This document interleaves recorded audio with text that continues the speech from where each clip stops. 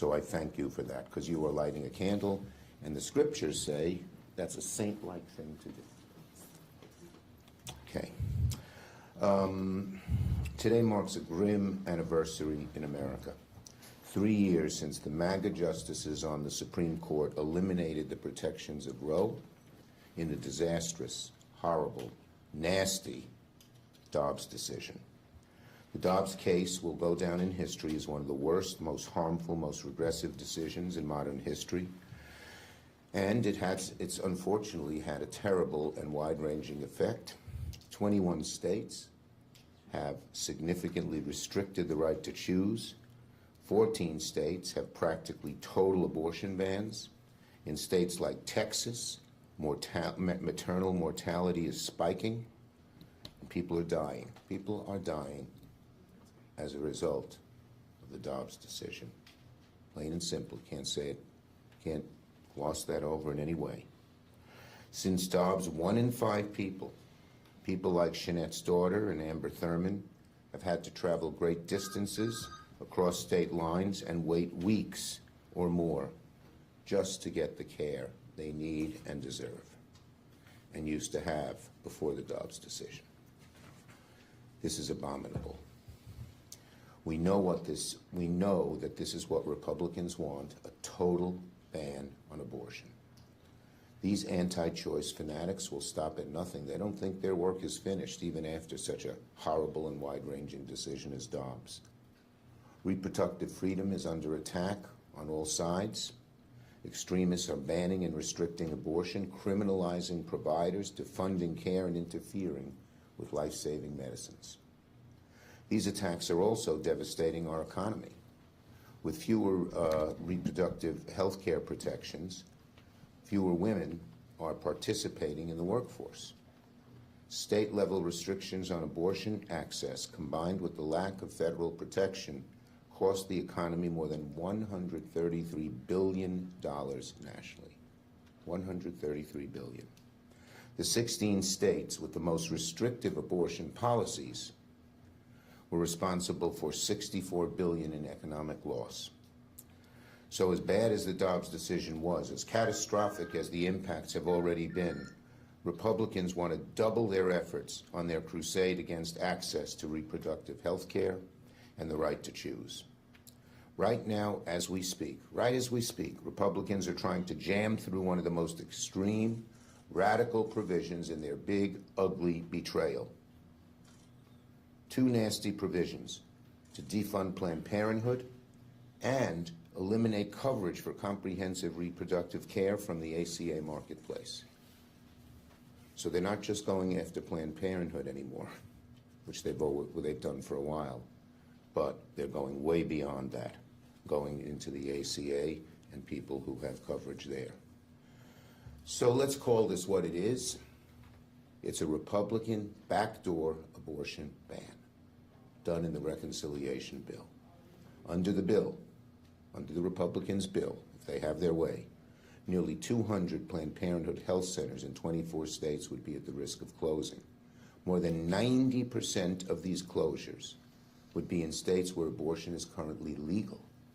So it'll affect, you say, well, I'm in a state that has protected women's rights. You're not safe. In all, 1 in 4 abortion providers nationwide would be eliminated. So don't try to let the Republicans argue this is about states' rights. It's all about them taking power away from women to make choices about their bodies. Their callousness has no end. While stripping insurance from millions, they're also doggedly fighting to take American rights away, cutting reproductive health care access to millions. I am here to say that Democrats are going to fight like hell to strip these cruel provisions from the Republican bill, including the bird bath, which will be occurring today or tomorrow. And we're putting up a great fight there. We've just won a couple of other issues in the bird bath, like our national lands and the REINS Act. We're going to fight this one hard. And today also, with Senator Baldwin as our lead, we will introduce the Women's Health Protection Act to ensure that health care providers have the statutory right to provide patients abortion services free from bans, free from restrictions. Republicans to their core know how deeply unpopular their actions on abortion are. They know how deeply unpopular abortion bans are. So they're trying to achieve an abortion ban by another name, in another way. We're not going to let them get away with that. Republicans are now trying to pull a fast one on the American people by putting backdoor abortion ban in their big, ugly betrayal.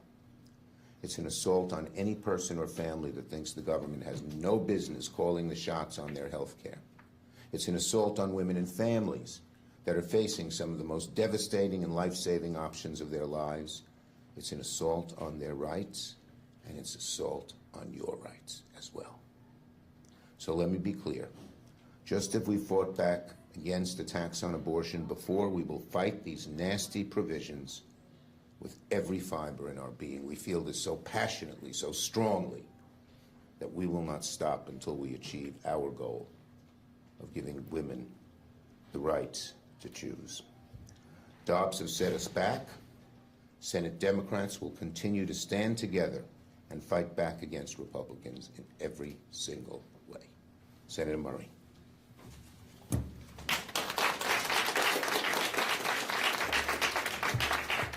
Mr. Leader, thank you so much for bringing us here today to talk about an issue that impacts every single person in this country.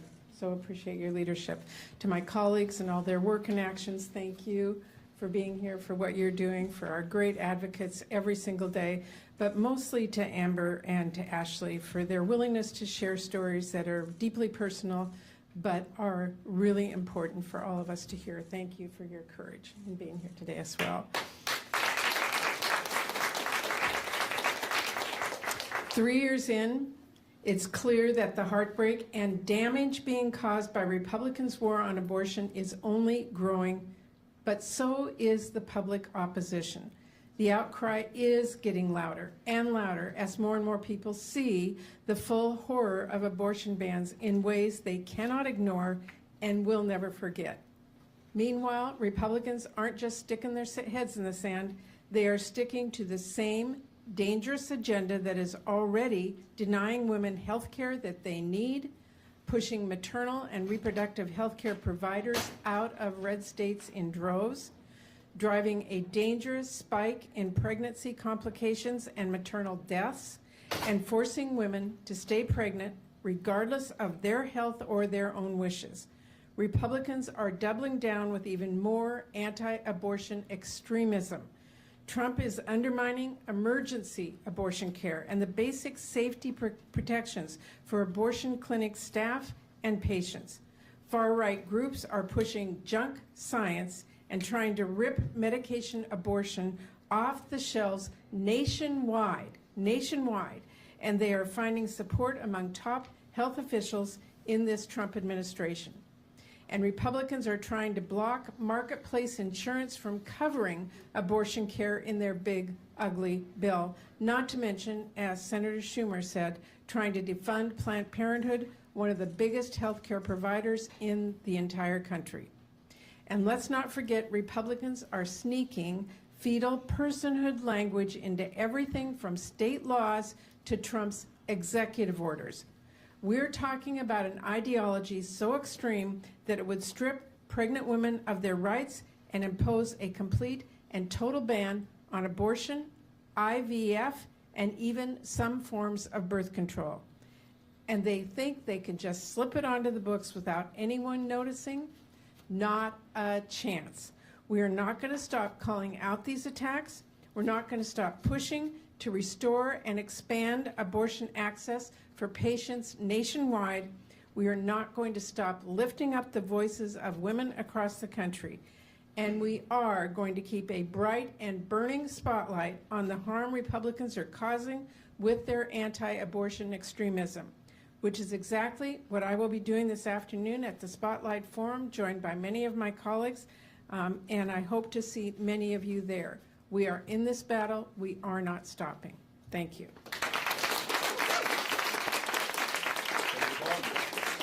Thank you. I want to say good morning. I want to say thank you to Senator Schumer, our leader, for bringing us together. I also want to really give credit to our champions, including Alexis and Kimberly, for your relentless advocacy, and of course our brave storytellers, Shanette to tell the story of her daughter, and Ashley. Since the day that Roe v. Wade was decided, Republicans have been committed to doing everything they could to overturn it and strip away a woman's right to choose. 3 years ago, we watched that work come to fruition. Many of us up here warned exactly what overturning Roe and 50 years of precedent would mean. Sadly, we were right about the consequences, and they have been nothing short of devastating. I want to tell you about my home state of Wisconsin. When the Dobbs decision came down, women in my state were sent back to live under a criminal abortion ban that was passed before the Civil War. It was passed in the year 1849, just 1 year after Wisconsin became a state. As a consequence of Dobbs, women who wanted to control their bodies had to drive hours out of state, arrange childcare, take time off work, pay for lodging just to access health care. Other pregnant women had enormously harmful outcomes. I remember meeting a woman whose water broke at 17 weeks. And she was sent home from the hospital and didn't receive the care she needed until she faced sepsis and a fever of 102 degrees. That should never be in America. Thankfully, after 15 months with no access, Wisconsin restored access to abortion in 3 counties. That still means that 69 of our counties, there is no access. Instead of listening to the vast majority of American women and Americans and working in good faith to restore Roe, Republicans are doing just the opposite. They're doubling down. Donald Trump is using every power he has to further limit a woman's right to choose, freezing Title X funding for clinics that offer reproductive care, cutting Biden-era emergency abortion protections, pardoning convicted anti-abortion extremists, all while our colleagues here in the Senate are fighting tooth and nail to defund Planned Parenthood, putting access to abortion care once again in jeopardy for millions of women. And let me be clear, when I say our colleagues fighting to defund Planned Parenthood, that is our Republican colleagues who I'm talking about. Put all of these pieces together that I've just listed, and you have a backdoor national abortion ban. Remember, the president, when he was running, said he would not move forward a national abortion ban. But when you put these pieces together, that's what you have. While Republicans inch towards a nationwide abortion ban, Democrats are united in fighting back. Today, alongside my Democratic colleagues, all of them, by the way, I reintroduced the Women's Health Protection Act to restore reproductive freedom for women nationwide. This bill would tell Republicans to butt out of women's health care, ensuring that states can't put up medically unnecessary barriers that infringe on a woman's right to choose. Right now, women's fundamental rights depend upon where they live. And make no mistake, this lies at the feet of Donald Trump and congressional Republicans and no one else. To all the women in America, know that we are not giving up. We will fight day in and day out to restore your right to control your body without any politician, any judge, or government getting in the way. I thank you so much for your continued advocacy, and we'll turn it over to my colleague, Senator Blunt Rochester.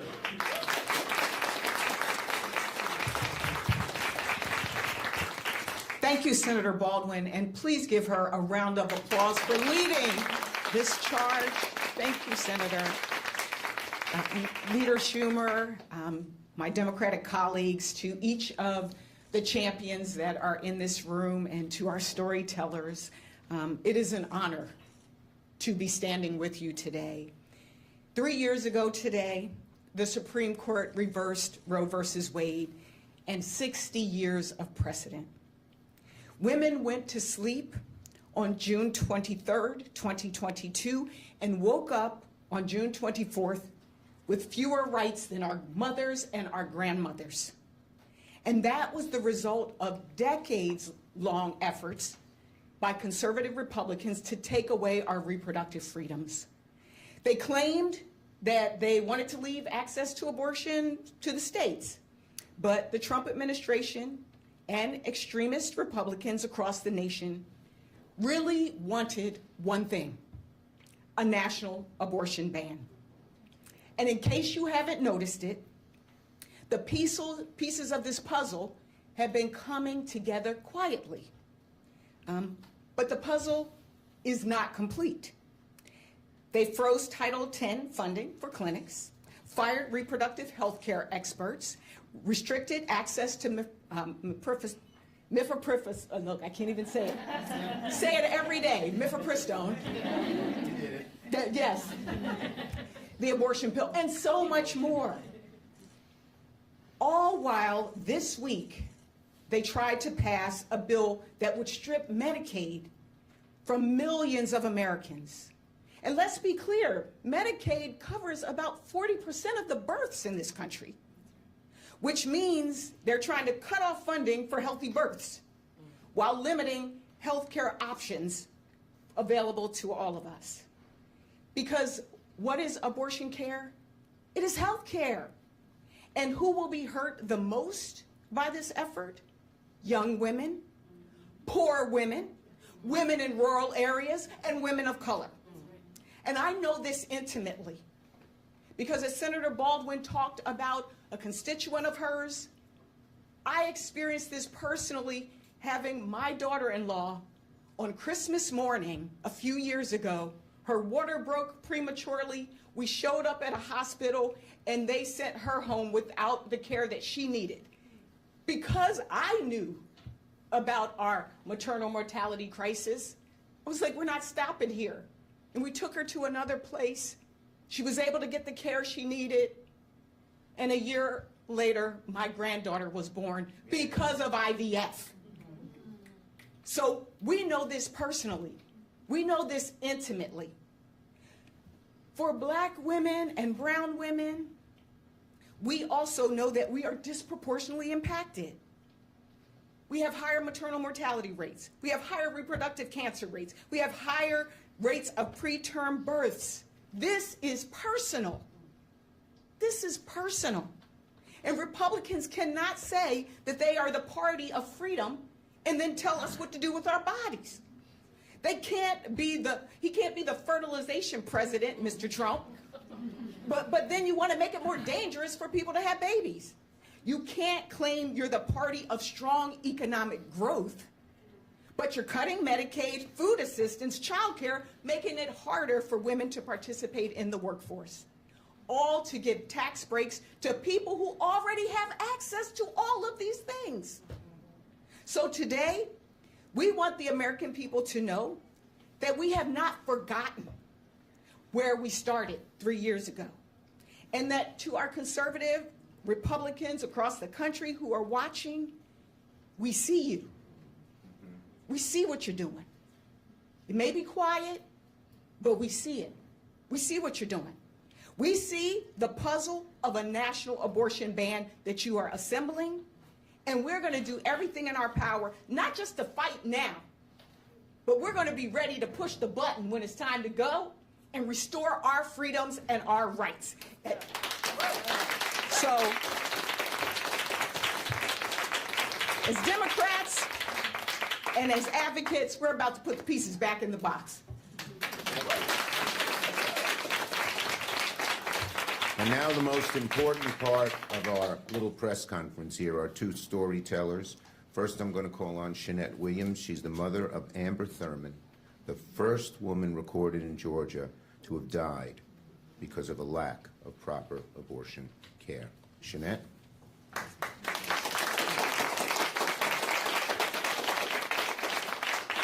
I have absolute gratitude to each and every one of you on today, and to everyone that has continued to speak my daughter's name even when I didn't know.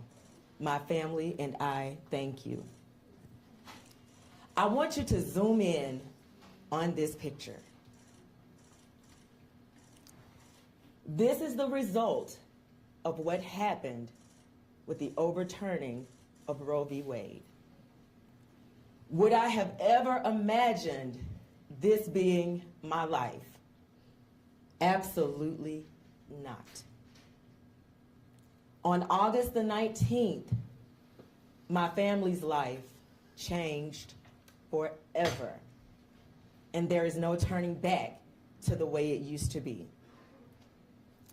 When I walked into the hospital on August the 19th of 2022, I went as a mother saying, let me get to my baby so I can make sure that she is good and I can bring her home to take care of her. Again, that was not the end result.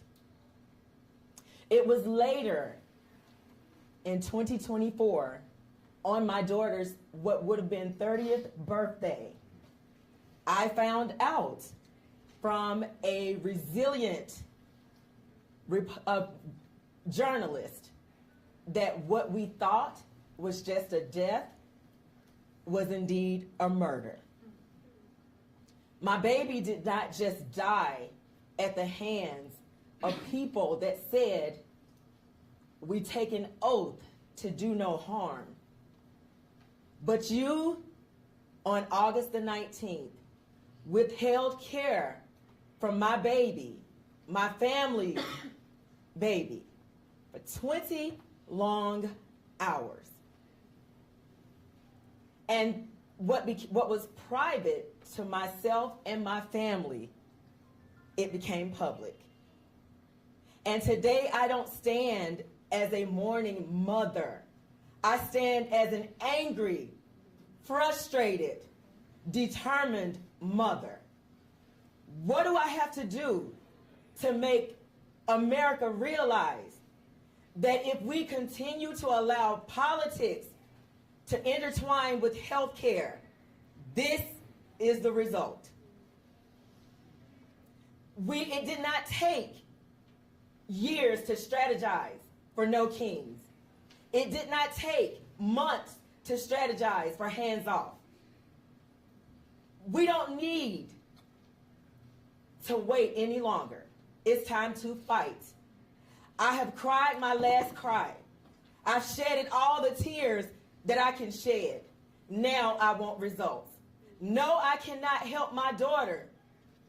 She's gone. Have I accepted it? I can't say truly that I have. But I'm grateful to God, to therapists, to my psychiatrists, to grief counselors that I constantly depend on. But I have got the strength, along with everyone in this room and behind me, to fight this good fight. We cannot allow any more deaths, because that is the result. Let's be real. That is the result if we're stripped of everything. I have a question that no one has yet to answer. Why is abortion such a big deal? Why do you want to strip a woman of her rights?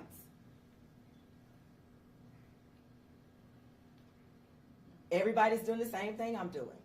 We don't know.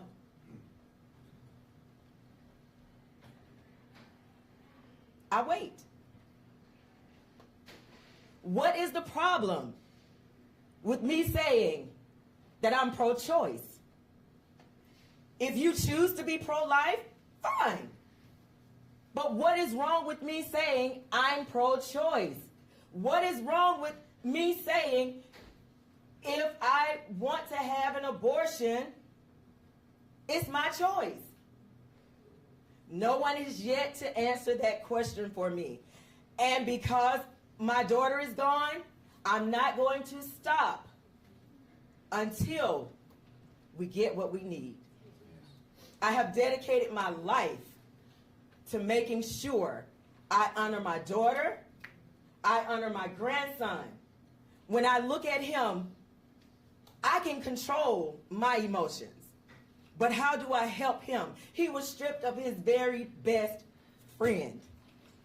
Everything he knows and loves, it's been turned upside down by strangers that know absolutely nothing about me, knew nothing about my daughter, knew nothing about my family. But still and yet, it's this control and power. And we have to fight this demon in order for other women, other families, other mothers, other children, other men not to feel what my family feels today. Ever since August 19th of 2022. So I stand not as a scorned mother, but an angry mother wanting results. And we're going to get them. Thank you.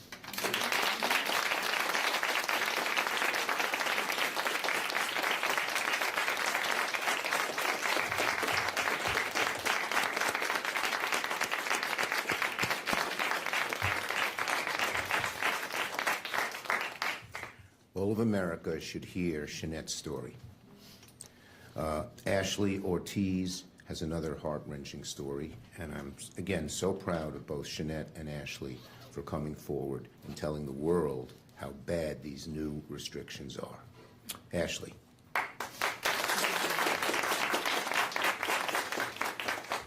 Good morning. Thank you for being here. My name is Ashley Ortiz, and I'm a physician assistant from Mesa, Arizona. I'm also a mother. I left behind my 10-week-old son in Arizona to come here and speak with you today. This is very important to me, and I'm going to tell you my story as a survivor of the anti-abortion laws that went into effect after the Supreme Court's Dobbs decision. In December of 2023, I was thrilled to be 20 weeks pregnant. My husband and I were at our routine anatomy scan when the scan clearly showed that my cervix had opened and my baby's foot, or the fetus's foot, had protruded. At 20 weeks, the fetus was not yet viable, and I was in preterm labor. The treatment that would typically be used in this scenario should have been simple and actually very low risk of complication. The doctor should have been able to administer medication to help me deliver the non-viable fetus. But because of Arizona's harsh and heartless abortion ban, they were unable to do so. The treatment was illegal. The medication could not be given to me, and I was told that I would have to wait until I became very sick to receive care. I was told that I needed to stay in the hospital and wait until my life was threatened or until the fetal heartbeat stopped. This could take days or weeks. At that point, my water had already broken and the risk of infection was extremely high. While my husband and I waited for the fetus to die or for me to become critically ill, we scheduled a procedure in Nevada for the following week. I lay there in the hospital, imagining the drive or the flight out of state in the midst of labor, terrified that I would deliver him en route. Doctors were finally allowed to administer the medicine I desperately needed when our baby's heart stopped on Christmas Eve of 2023. I delivered him with a combination of relief, sadness, fear, and anger. Because I had been forced to wait so long, the placenta had clotted to my uterine lining, and I was unable to safely deliver it. My blood pressure plummeted, and I was required to go into an emergency surgery at midnight. The surgery took 3 times longer than it typically would have had I received appropriate and timely care. It was traumatic. I was awake during the procedure. It was frightening. It was painful. I still think about how my husband felt waiting 3 times longer than he thought it would take for me to get out of surgery, running through all the scenarios. This process, this whole experience, this trauma was entirely unnecessary. Had Arizona politicians not decided that they knew better than doctors, this would have been preventable. It was terrifying to know that my dying fetus had more rights than I did, and that I might get seriously ill, suffer future infertility, or even die because of this barbaric abortion law. I'm still recovering from this horrific experience. Part of my recovery has been sharing my story. I've been able to advocate for critical abortion rights protections in my state, and that's why I'm here today, to mark the 3rd anniversary of the deadly Dobbs decision, which ripped away our right to safe and legal abortion.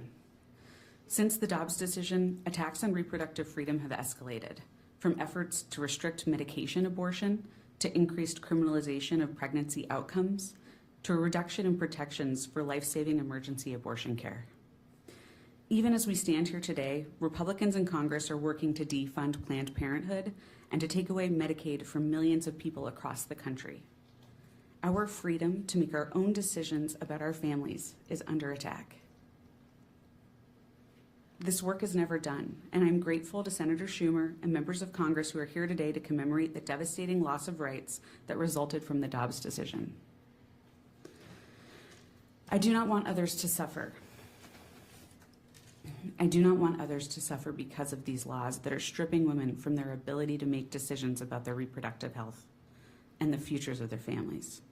We deserve a future where healthcare decisions are made between patients and doctors, not politicians. A future where every woman has access to the care and respect that she deserves. Thank you again for the opportunity to be here and to share my story and advocate for protections for abortion rights.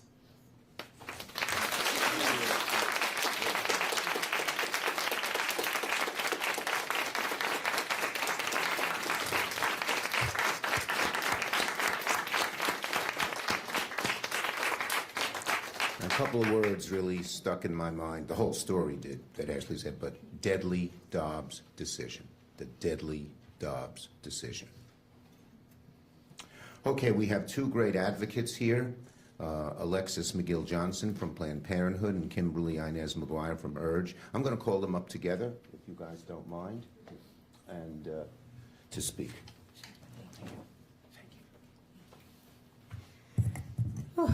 Thank you. Thank you, Leader Schumer. Thank you to Senators Murray, Baldwin, and Blunt Rochester for all that you've done to fight this fight with us. Thank you in particular to the storytellers, to Shanette Williams and to Ashley Ortiz for sharing your stories. This cannot be our future state. This is our current reality, but be sure, flying women across the country, putting them in buses across the country to get basic access to health care cannot be our future state. Asking people to go and wait in parking lots for sepsis to set in cannot be our future state. It cannot be the future that we leave to our children, to my daughters, who are 13 and 16 right now. The last 3 years have been incredibly heavy and hard, as 20 states have eliminated all or some access to abortion, creating an abortion access crisis with a patchwork of places where we are free and some places where we aren't. I wake up in New York this morning, I go to see my mom in Georgia later today, and I'm not free in the same way. Pregnant people, some facing immediate danger to their health or lives, have been forced to flee their states and travel hundreds of miles for care that should be available in every community. And because we now live in a nation where basic essential care is off limits, we are learning the horrific consequences of the Dobbs decisions. What we said 3 years ago has proven to be true. The Dobbs decision was only the beginning. In the years since, threats to our freedoms abound in our courts, in Congress, and in the White House. And as we speak, congressional Republicans are using their big, bad betrayal of a bill to pass that backdoor abortion ban to make it harder, if not impossible, for everyone, everywhere, to get limited access to abortion. That bill includes a provision to defund Planned Parenthood, putting nearly 200 health centers at risk of closure. Now, more than 90% of those closures would be in states where abortion is protected and legal. These closures could eliminate 1 out of 4 abortion providers nationwide and threaten to shut down half of all abortion-providing Planned Parenthood health centers. That's the point, right? To cut off access to basic sexual and reproductive health care, like birth control, cancer screenings, STI testing treatment, and more. Is that the intent of these anti-abortion members of Congress? They know exactly what they are doing. They know Medicaid doesn't cover most abortions because of the discriminatory Hyde Amendment. They know that the discriminatory Hyde Amendment, which is a policy Abortion Access Now is working hard to change, they know how unpopular it is to ban abortion because the vast majority of Americans believe the decision to have an abortion should be left between a patient and their provider. But most importantly, they know, just like we do, that whether or not abortion is legal means little when you can't get one anyway. The harm of the reconciliation bill doesn't stop there. They also snuck in a provision to bar ACA marketplace plans that include abortion coverage from receiving federal subsidies. This means that people won't be able to use the health insurance they pay for to get the care they need. Amid this attack and the dozens that are sure to come, whether that is access to medication abortion or even emergency room doctors' ability to provide abortion care in an emergency, we haven't let up on the fight. Support for reproductive freedom is vast. We are calling on each and every person who believes in a future where we can control our own bodies, our lives, and our futures to make sure their voices are heard. Our voices, when they arise in unison, have power. Use them to protect our health care. Use them to fight for our reproductive freedom. I'm now going to turn it over to my sister warrior, Kimberly. Good night.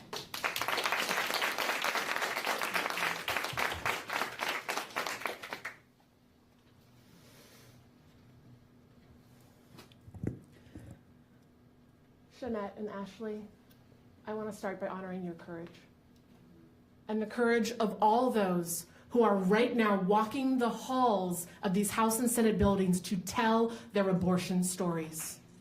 Your voices, yes. Your voices are power, and your stories free us from shame. Abortion is safe, abortion is normal, and abortion care should be available to everyone who needs it, period. Leader Schumer, distinguished senators, and Alexis, and my Abortion Access Now comrades, we are here because 3 years ago, the Supreme Court dealt a devastating blow to abortion access in this country, paving the way for half the nation to outlaw abortion care. And where care has been outlawed, those who seek and provide care have become outlaws. Friends have been sued for helping their loved ones get care. Mothers have been arrested and jailed for getting abortion pills for their daughters. And providers have been threatened by states hundreds of miles away for engaging in the simple act of practicing medicine. That the spotlight of the media has moved away to focus on the nation's many other crises does not change the brutal reality that people who need abortion care today are being forced to travel thousands of miles, are suffering, are dying, and we may never know all their names. Young people, people of color, low-income folks have been pushed to the margins with few choices for care. In 2023 in Texas, 18-year-old Nevaeh Crane died after 3 separate visits to the emergency room seeking care. Her providers feared prosecution under the state's abortion bans, creating deadly delays in treatment. Anti-abortion extremists don't want us getting care in hospitals or clinics. They're trying to ban safe and effective abortion pills, and they seek to isolate and punish seekers of abortion and those who offer them support. And history will mark who in this moment stood by in silence and who fought back for dignity, health, and reproductive justice. Abortion bans like attacks on trans young people and the criminalization of our immigrant familia, they are all part of a broader agenda to control our bodies, strip our freedoms, while failing to address our demands for health care and economic security. But young people and people across this country are rising up. We are organizing for abortion access. We are raising money for life-saving abortion funds. We are supporting our local independent abortion clinics. I believe in the power of the people, and I believe in the possibility of change. And so I know the day will come when supporters of abortion access once again hold the power in Washington, D.C. That's right. And on that day, not only will we make abortion legal again in every part of this country, but we will do better than the status quo of Roe. Because remember that before Dobbs, Texas had already outlawed abortion care.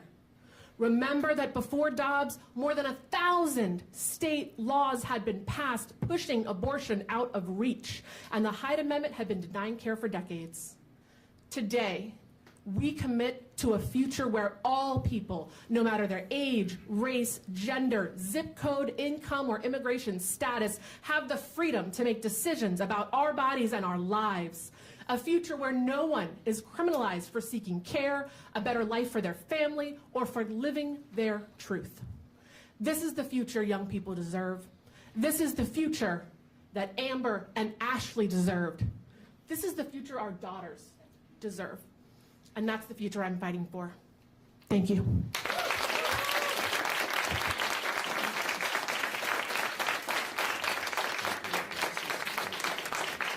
Thank you, Alexis. Thank you, Kimberly. Most of all, thank you to our storytellers. We'll take questions on this subject from the media, if they have any. Okay. These folks are walking the halls all day today and making the case that we need to protect a right to choose, that we need to protect reproductive freedom in every way. Thank you.